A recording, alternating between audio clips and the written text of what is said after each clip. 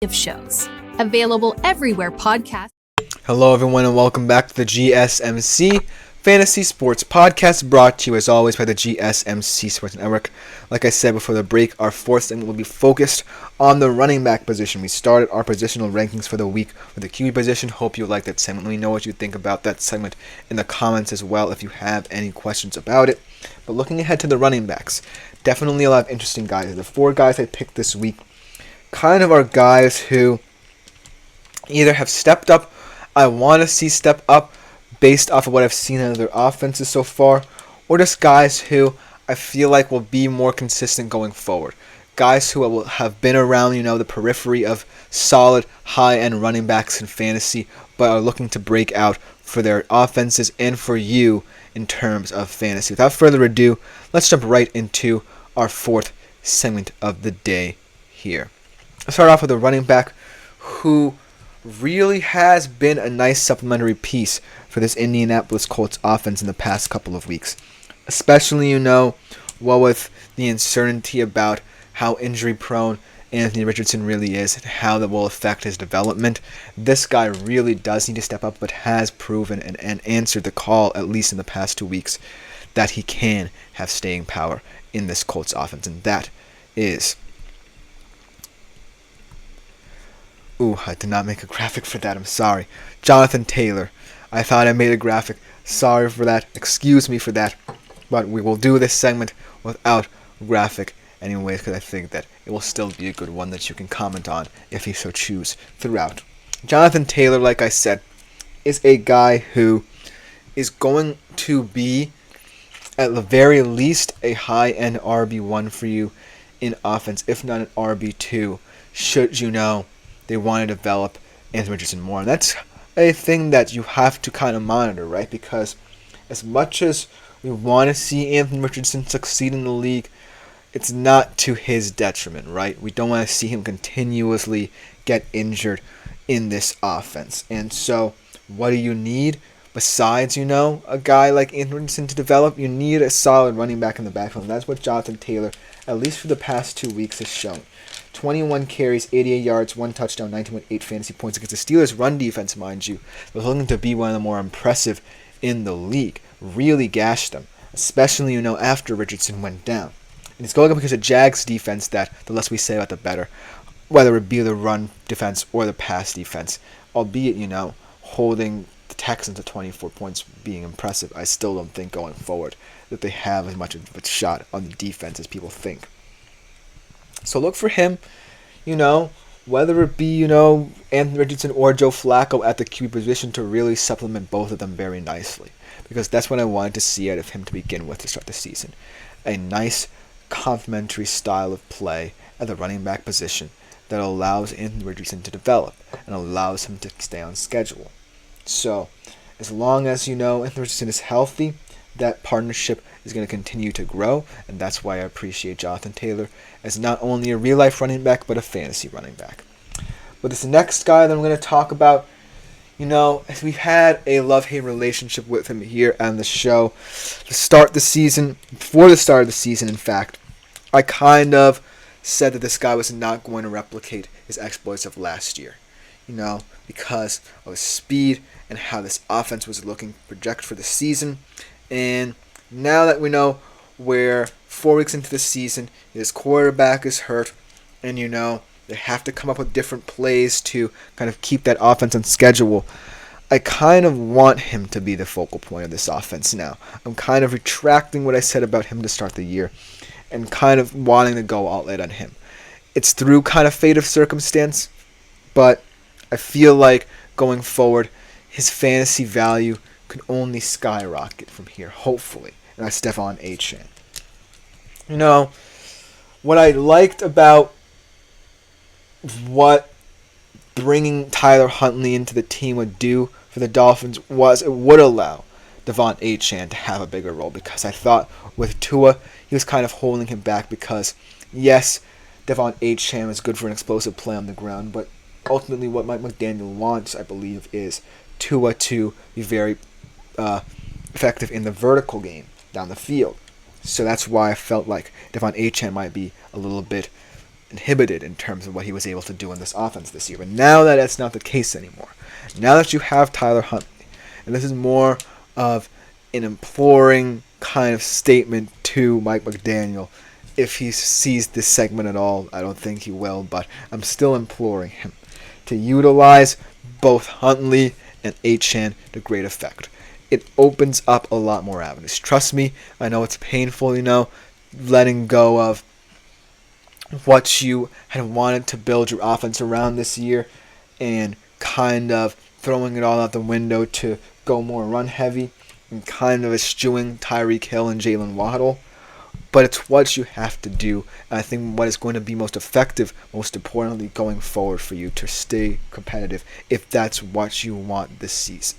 Because I feel like the Dolphins aren't that, good in terms of depth, but they still have talent, right, that you can utilize. So you can't necessarily pack it in if you're Mike McDaniel and the Dolphins organization this year, because you have weapons to be good. And you're going up against the Patriots. It's a divisional game that you can very easily win. And it's going to come down to, I think, in this game, being effective in the run game, because the Patriots aren't that good at setting the edge. You have a guy in Tyler Huntley who can run the option at the QB position pretty competently. So go with that game plan, because it works against this opponent. Most importantly, it's a divisional game that you can win. It's a very winnable game going forward. It will kind of calm you down and kind of see what your offense is at that point of the season.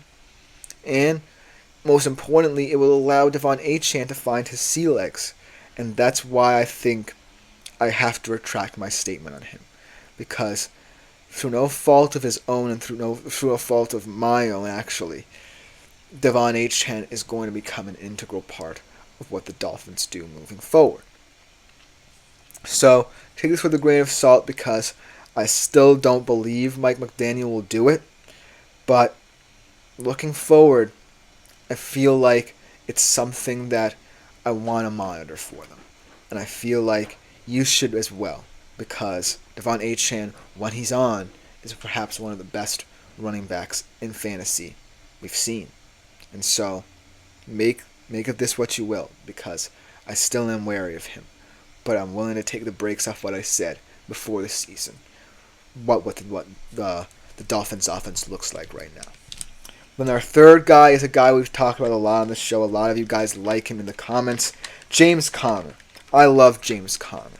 And in order for, Arizona to have the occasional big offensive game where they explode for 30, 40 plus points, it's going to have to come down to the balance between what Kyler Murray brings in the pass game and what James Conner does on the ground. In this game against, I guess the Cardinals, the Commanders, they didn't necessarily have the tools to keep up with them. They were wiped out their home field. It was mainly due to the defense. I think, the offense will occasionally, kind of misfire, but for the most part, they can stay on schedule because of all the talent they now have. And James Conner is a big part of that. They're going up against the 49ers, a vulnerable 49ers team, mind you. And I will mention this game later in the week as one of the friskier games to look out for in terms of big fantasy implications. And I think, one of the things that can exploit is the fact that, the 49ers are losing a lot of depth up front, or they're not playing at full strength up front, and it's showing in how teams play them, right? Get chunk yardage and early downs and on third downs, where one of the worst defenses in the league, exploit them in the pass game. And that's what I think the Cardinals' offense should look like. Run, shot play. And I think that will work for them as well, because Kyler Murray's arm strength and talent at the QB position is undeniable, and he has weapons in Marvin Harrison, Michael Wilson kind of rounding into his own, Greg Torch, a nice supplementary piece at the wide receiver 3, and most importantly, Trey McBride, who is one of the more physically imposing tight ends in the league, to really help supplement that. So James Conner is going to be a huge X factor in this game if they want to take advantage of a defense like 49ers where they're weaker in the run game and you can exploit them in later downs because they're not good on third down defense as well. So I'm not saying that we'll see offensive fireworks from the Arizona Cardinals in this game, but we'll see a huge game in terms of touches, in terms of targets potentially for James Conner in this one as well. And the last play I want to talk about, kind of a workhorse back, finding his sea legs again. Really impressive game against Minnesota. They kind of went under the radar because of the way they had lost. Josh Jacobs. Yeah, he didn't have many yards in this game against Minnesota. Yeah, it was all more about, seeing how Jordan Love looked like coming back from the MCL injury. But Josh Jacobs is still going to be effective. I think that he's a very, very intriguing part of this Packers offense.